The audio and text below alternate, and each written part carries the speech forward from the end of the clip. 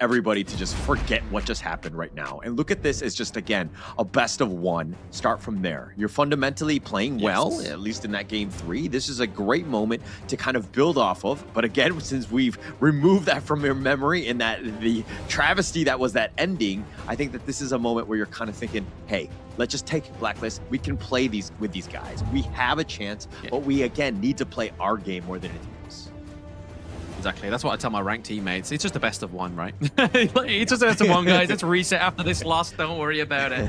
But KAGENDRA is still holding strong to those very big Chami 1-centric bands, man. The Byron does not want to come through into the clash lane here for the side of Blacklist International, and they take the higher from away from Senko, because arguably Senko has been the man in this series, even though there's not been a clear win.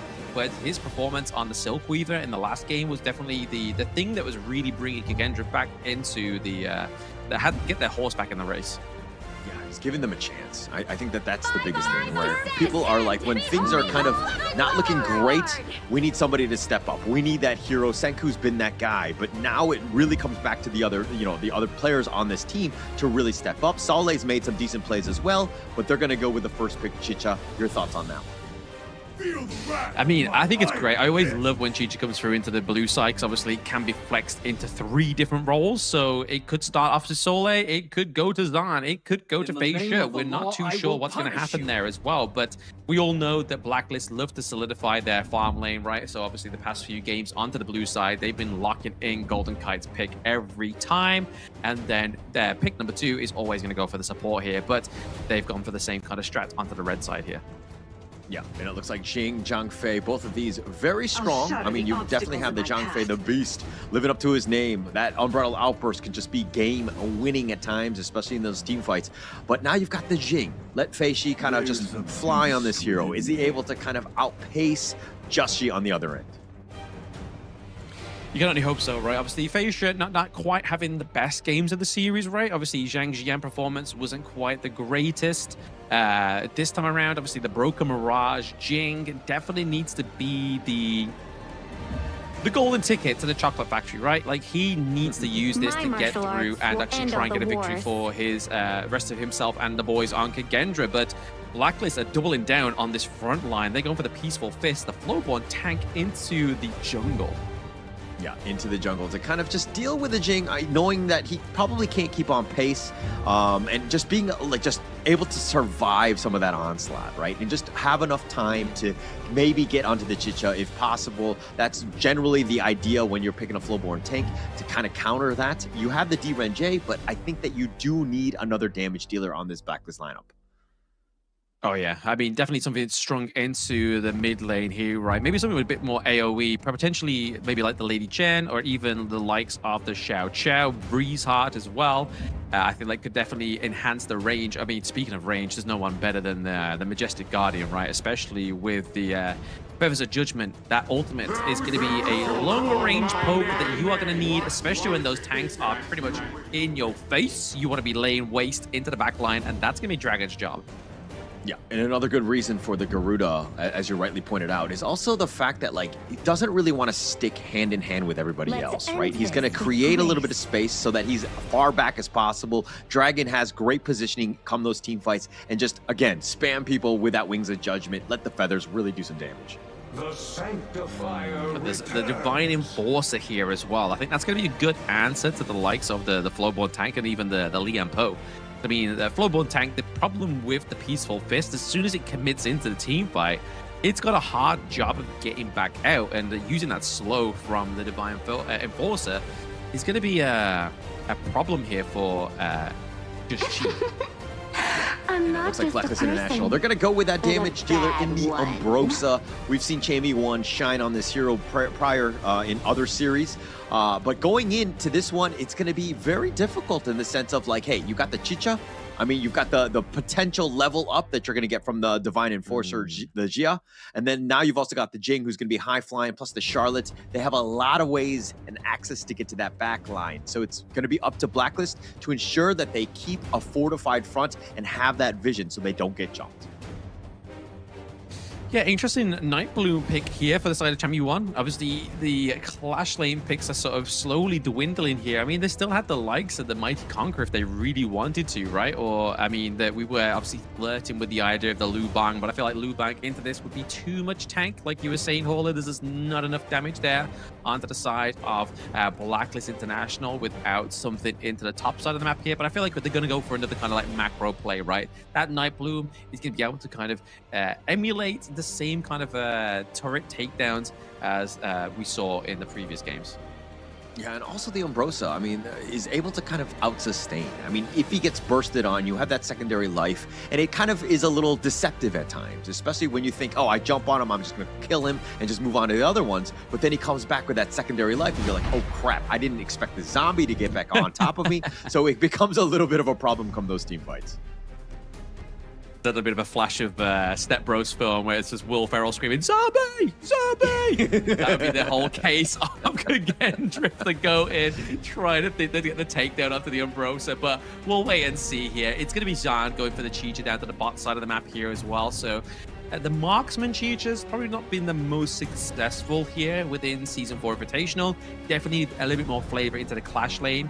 But going up against something like the Umbrosa here, that's obviously have to kind of like dive in towards you and then use those barrages of attack to just kind of whittle down your health. I don't think it would be a good matchup here for the Chicha. But actually, it kind of synergizes well. I mean, the Charlotte and the Jing, you know that they're going to be flying into you. So Blacklist are going to be like panicking because these guys are already on the back line. And then Chicha kind of, you know, melds in with the crowd a little bit. And it's a little bit harder to kind of point her out. If we're looking at a more traditional Clash laner, it's a little bit different. Maybe you have the melee, you're not as fast, but the tanky.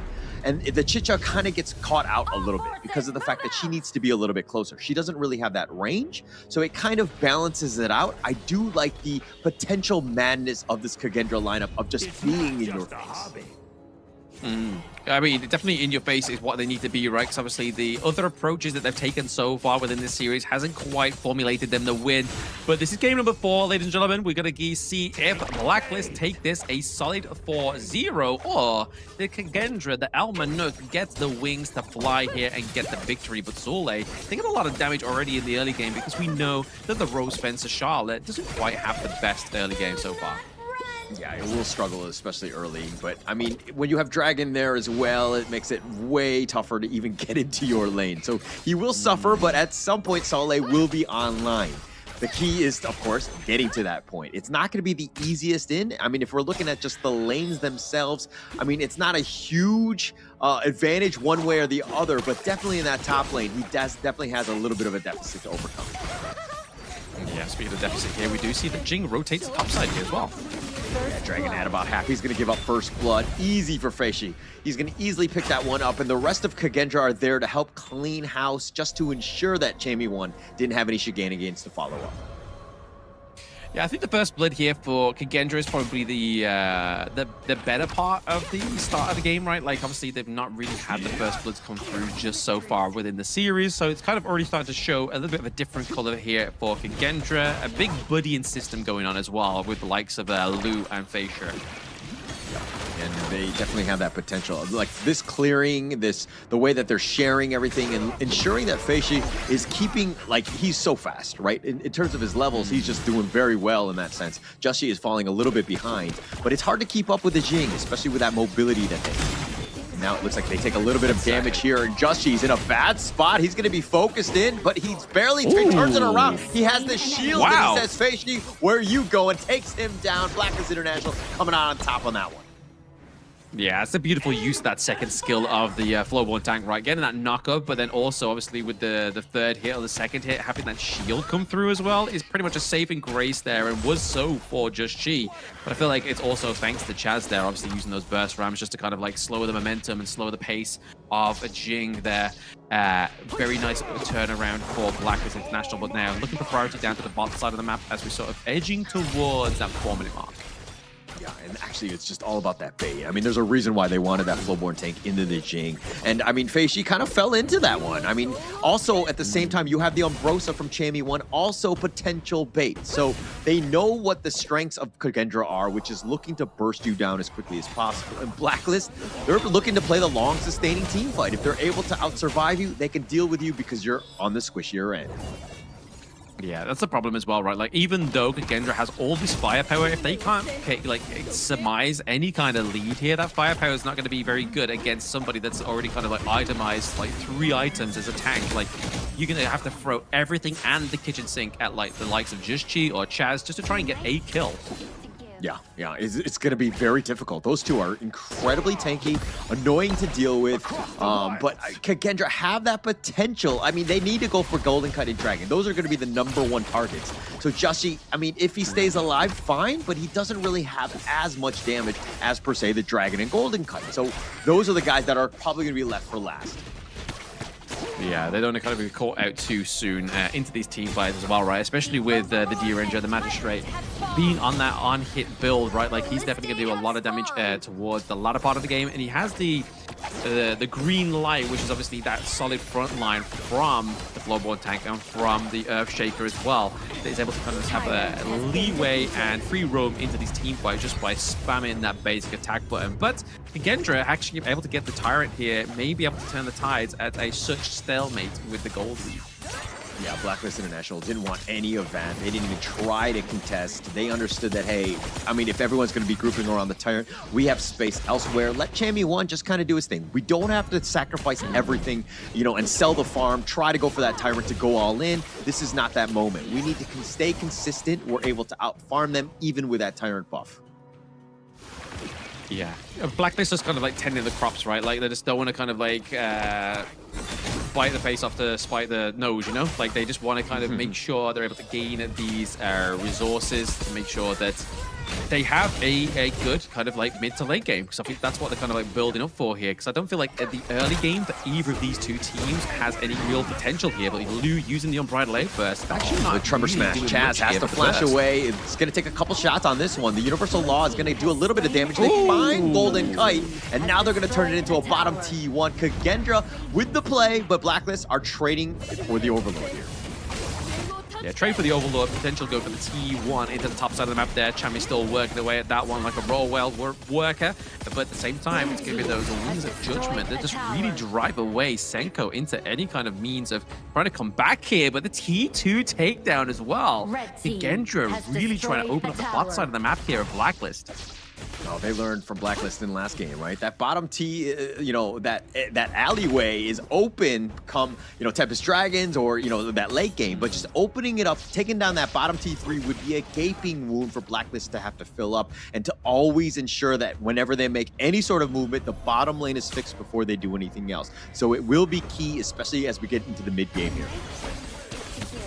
Yeah, that pressure that's already been created here by KAGENDRA is going to be a bit of a problem. I mean, it'd be more so of a problem if we saw KAGENDRA having actually a more sizable lead here, but it's still looking at on a rate about like a few hundred gold, which when you're a Jing, when you're only about like 700 gold ahead of a Flowborn tank, it's probably, you need to make sure it's a bit more of a lead than that to actually formulate that win. Yeah, and I mean, this is the problem, right? You want to obviously be much faster, and you want to be putting the pressure on and all those things. But you also have Senku, right? The Xia will also bring in the Sanctify so that you can potentially get more levels. I would think that you would probably want to, you know, expand on Zan's Chicha instead, but it's a potential, right? In case Feishi is starting to fall behind, or you want to go a little bit faster to put a little bit more pressure on, he's definitely an option. Yeah, exactly. I mean, he's definitely got those two ball pits to actually put his hands into, right? Depending on where that centrification is going to go. And either option would be fantastic here for KAGENDRA as they're playing the game and definitely having a bit of a lead here so far. And definitely looking like it's Blacklist game to lose here. The Wings of Judgment just looking to zone Just-Chi. He's going to actually plant down the flag to stay alive, just deal with the minions. Chaz is still there as well. KAGENDRA tried to go for the ambush, thought they had a potential kill, weren't able to catch anything. Because again, Blacklist International, they're pretty tanky and kind of annoying to deal with. They are tanky, but I mean, it's not stopping KAGENDRA actually getting any of these kind of macro plays, right? Like, they're still putting in the work, they're still putting the pressure on the BLACKLIST, and you can see that Chammy's just always constantly out of these team fights with the Night Bloom. So really, the zombie we were alluding to into the draft here being a problem for KAGENDRA hasn't really come out of the grave yet. Yeah, and this is why Chammy1 just has to stay in that bottom lane, right? Ensure that that is always being showed up. I mean, he just can stick to that lane while the rest of BLACKLIST can kind of be moving from the top and the mid lane so that they've got that much farm and to kind of contest as much as possible. But the focus for Chammy1 protecting that bottom lane, of course. Yeah, look at this. Keep protecting the bot side of the map here. It's going to be Sule just keeping any kind of real advantage that KAGENDRA have down to the bot side, especially on they the decided to go in fishy, just going for that mirror domain, finding Golden Kite, doing a decent amount. He's at half-life. He's going to be dashing out, and Sole is going to be taking out a lot of that damage from the front line, and he gets gone on. The Tremor Smash is potentially looking to go. They find Zon in a bad spot. He's going to be picked off. Golden Kite just barely staying alive, and they find Sole as well, and Chammy1. This is why he's an absolute monster on the Umbrosa, as the damage that he's got, taking them all down from the back. Yeah, Zon slowly falling here as well, potentially the mid lane falling as well, but more action going on. Justy just being a bit of a bait here. Yeah, well, Justy baited himself, I think, a little too close to the sun as that tower was taking him down. Plus, they had Senku and Feishi there. They take him down very easily. So, Justy, a little bit of a misplay. His positioning was just off on that one.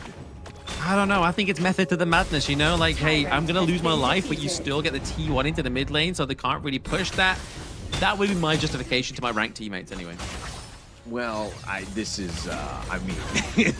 unfortunately, I would report you, okay? Let's be honest. Like, you could have just taken the T1 and stayed alive. You had no reason to suicide and continue on with that approach. But nonetheless, we're still fine. BLACKLIST International still in the driver's seat, but they could have had a much bigger lead, again, if Justy were just able to survive.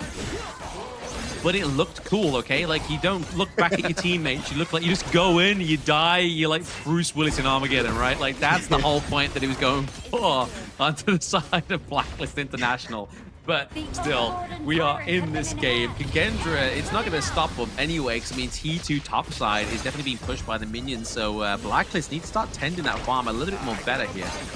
I think they're going to sacrifice this one. I mean, the Tyrant is already in half. The Wings of Judgment looking to zone. He's not really hitting the mark. The Tyrant actually gets leashed back in. The reset is going to happen. The top is still continuing. It's been kind of dealt with by their own minions, but here's the Universal Law doing a little bit of work. But the steal from Lou! He takes it away. Justy trying to get the revenge. They actually find Sole, the nice two-man knockup. And it looks like Chaz will sacrifice his own life as he goes for that first frame, but they find Zon. The Wings of Judgment now will continue to zone, but they got, I think, what they wanted. It's going to be at least 2 members down from KAGENDRA. I mean, that was crazy. The damage coming from the side of BLACKLIST International there. I mean, it looked like Chammy was kind of lost in the sauce, but he was just like, nah, let's just commit. I'm going to get the takedown onto Sole as well as Zon again, and then we'll just go, again, we'll just defend the mid lane, defend our top side of the map, and maybe potentially try and go for the Overlord at some point. Because right now, obviously, with them having the Primal Bond onto the side of KAGENDRA, it's not going to be the easiest go for here. Definitely not going to be easy, especially against Chammy1's Umbrosa. This is a guy that has actually just, you could tell, he's going to level up, he's going to bring in the next hero. He's obviously constantly evolving, right? Obviously, he's known for like a Byron, Dharma style player, but now he's added the Umbrosa, and it's actually adding quite a new wrinkle to this lineup. And BLACKLIST, I mean, they can't get bursted down. They have that sustain, so it's adding quite a bit in terms of team composition here. Hey, they're all young boys. Let's not talk about wrinkles, okay? It might throw them off their gameplay. Like, they don't need to be concerned about wrinkles. Just be concerned about this match number 4 here. Yeah. I mean, for us, okay, it's a little, I'm allowed to say wrinkles, but obviously not for the boys here. But they're going in. Justy, he's going to get back to that mid T1. But this Overlord is potentially going to be the next big target. KAGENDRA are looking to at least fortify around it for now. Yeah, look, just kind of formulate around this one. Maybe they get the steal this time around, but it's going to be that double smite from obviously Feishi as well as Lou having the smite as well. So they may as well just like throw 3 smites at the Overlord and just claim the kill because they've not lost a single neutral objective just yet on the side of KAGENDRA. this is also why the Zhang Fei is actually very strong. Like, you don't really need like a flash, you don't need heal. I mean, you can, and some players do, but when you have that extra smite, it just adds a little bit of versatility, right? They have to respect it. You have that burst, come those big neutrals, plus you can steal in the early game. It makes a lot of sense to do this on the Zhang Fei. So I really like it. It adds quite a bit, and man, it has been an incredibly strong hero in the KIS tour. Oh, absolutely. It's been a great win rate. Obviously, devastating ultimate, huge utility, and a steal there for the Crimson Golem goes over to Lu. So just in a nuisance as well. Yeah, and just being able to take that away, right? Like, just like that. And I mean, Golden Kite would have loved it, Joshi as well, and now they've been slowed down. And it's all about the little things. But KAGENDRA down about 1K. This is still not in a great spot for them because Blacklist have been farming so efficiently across the map. But now they're going to use the Wings of Judgment. Again, just trying to keep this T1 alive, and they will yet again because their wave clear is pretty real. Denko's a proper troublemaker for these tanks onto the side of Blacklist, though. Like, you see him drop them circles down, the damage reduction coming through. It's just so crazy, the actual damage reduction and how much it melts down the side of Blacklist International. Like, they've got to make sure they try and get Senko down, because I feel like he's been untouched this entire game. Yeah, he's so far back, though. His positioning, understanding exactly how Gia should be played. He just needs to cycle his spells. As long as he's staying alive and casting those spells, and they zone quite a bit, it's super annoying for Blacklist to kind of get onto him. They have to find a way to get there, and not really too many other heroes have that mobility to make the jump onto that backline. Speaking of jumps, obviously we get the burst ram over the wall here from Chaz. Just trying to scare away the Rose Fence's Soleil, but they're looking to contest this Tyrant. They've not really had the biggest break here by Blacklist International, but Feisha. Right. Yeah, they actually go in. Joshi actually has to use the Blood Rage. He will be kind of just backing off. Sorry, with those shields. I mean, the Tyrant is actually about half. Nice little burst ram. He wants to kind of go, but where's the rest of them? Chaz was all by himself with that Universal Law. He goes down, and the Tyrant was picked up by Feishi. That was a disaster for Blacklist. Yeah, I mean, it really looked like he could potentially be in the steal there for the side of Blacklist International, but it's just to the detriment of KAGENDRA having so much smite potential in this game number 4. I mean, they're really pulling out all the punches, man. Like, they need to make sure that Just Chi is kind of like contested in this jungle, especially after his kind of like game 1, game 2 performance. They know they have to put this brother down. Yeah, and I mean, Just Chi is the type where sometimes when he gets caught out in some of the games, especially in game 3, he did kind of suffer. He was kind of like too far out, probably sacrificing his life for not really too much, even dying early in this game. So he needs to just kind of like tone it down just a bit. Obviously, you want a jungler who's always aggressive and always, you know, again, being that front liner, but you kind of need to find a little bit of a balance. You need to rein it in just a bit. Yeah, speaking of balance, I mean, this is definitely going to be the off-balance of Blacklist here, as obviously we see KAGENDRA's minions pushing bot side and top side of the map here as well. They need to surmount some kind of ultimate defense here from Blacklist, or they're going to lose these T3s. Yeah, they're trying to go for this one. Nice trying to smash on it too, but where's the follow-up? The Umbrella Outburst is going to be used by Lu, and now they turned it around. Chaz is looking a little bit low on this one. He dodges the Universal Law. Joshi's there as well. They're going to be backing off. They weren't able to get any sort of catch. No catch at all, which is unfortunate for the side of Blacklist, right? I mean, to be honest, you could feel like Chaz maybe was going for the goal of just getting rid of that Unbridled Outburst, right? Expecting that they were going to think, oh, Lu's going to pop this down, everyone's going to run into this little, like, bottleneck into their jungle, and then we're going to get a huge Unbridled Outburst. But unfortunate for the side of KAGENDRA, didn't quite come through, but they were able to get the Shadow Overlord. So nonetheless, I feel like they come out of this one as champions, you know? Yeah, definitely coming out as champions, but the net worth says a different story. It is tied, right? I mean, it feels like KAGENDRA are definitely winning. They're taking all the big neutrals as well, but the way that Blacklist International are just kind of moving around the map, taking resources, it doesn't seem like KAGENDRA are doing a great job of really choking them out and taking away, again, the resources.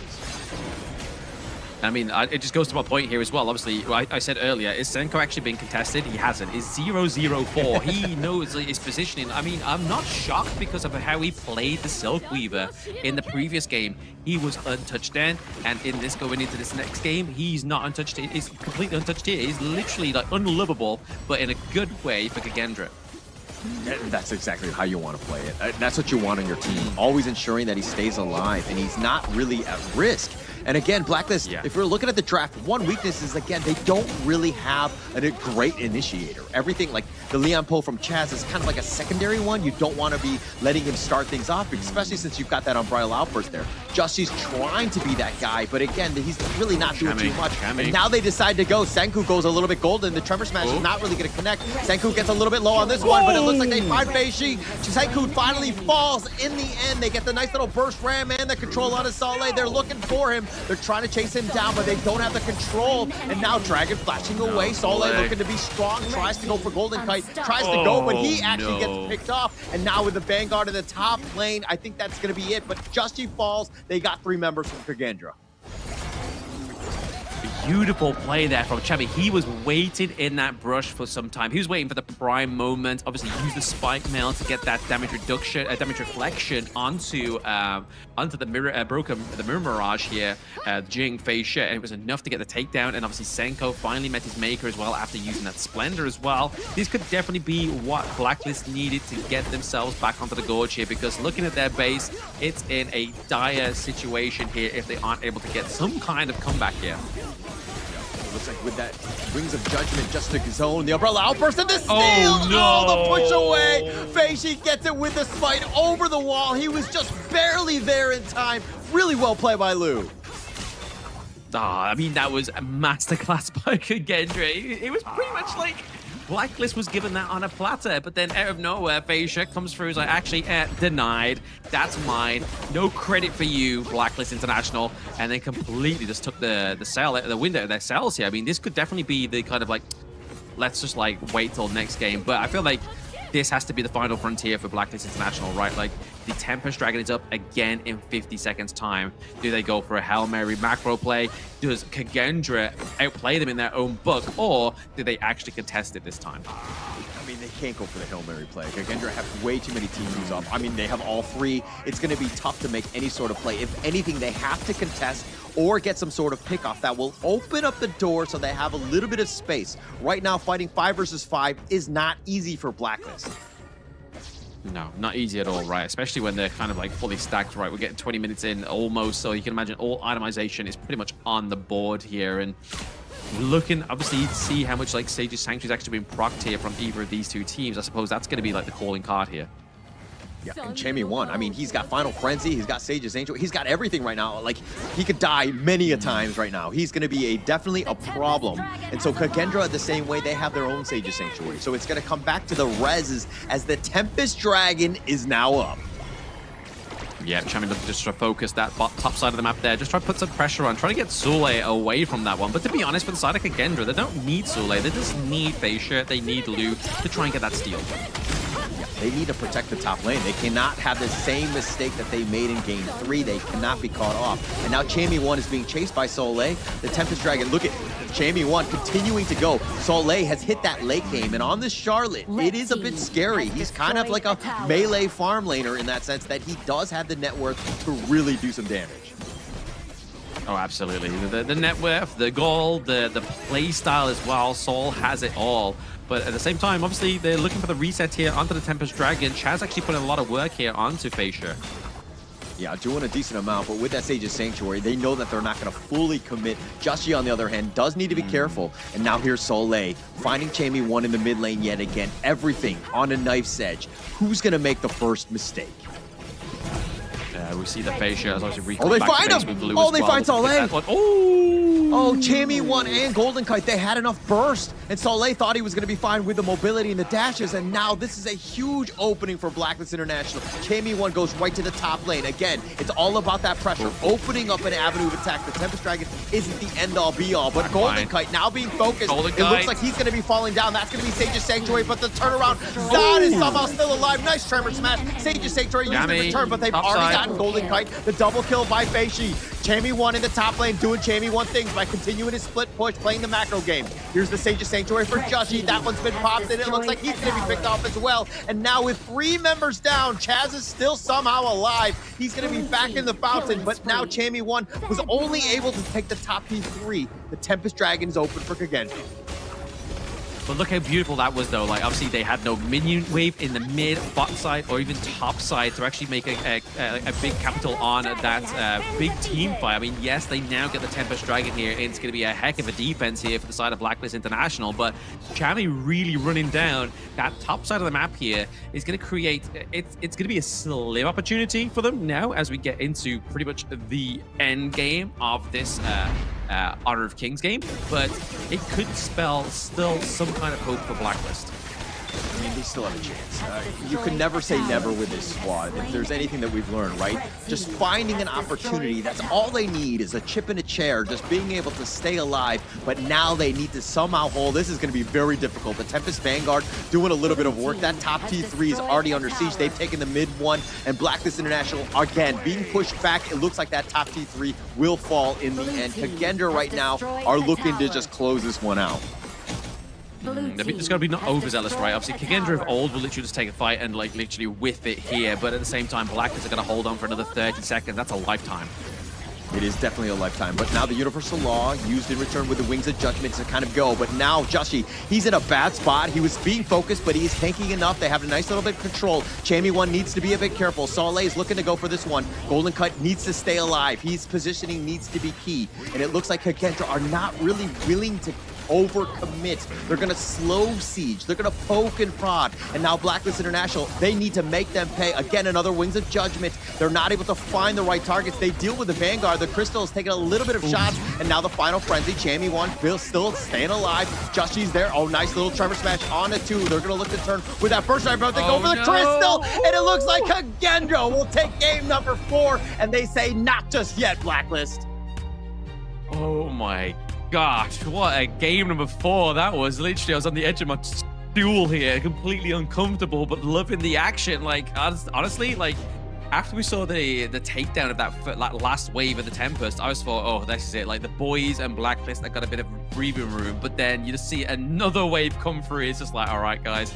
Yeah, I think it's pretty much like, let's just go for game number 5 and let's see what happens. But it's definitely becoming a bit of a reality here where Blacklist love to be in the leading stride at 3-0 and then drop the ball like they did in that game number 4 there, which is unfortunate, but I feel like it's all down to KAGENDRA's draft. It went very well. Like, if you're going to draft a very tank-orientated team comp, you want to get that damage reduction, you want to get that burst damage, and just melt them down.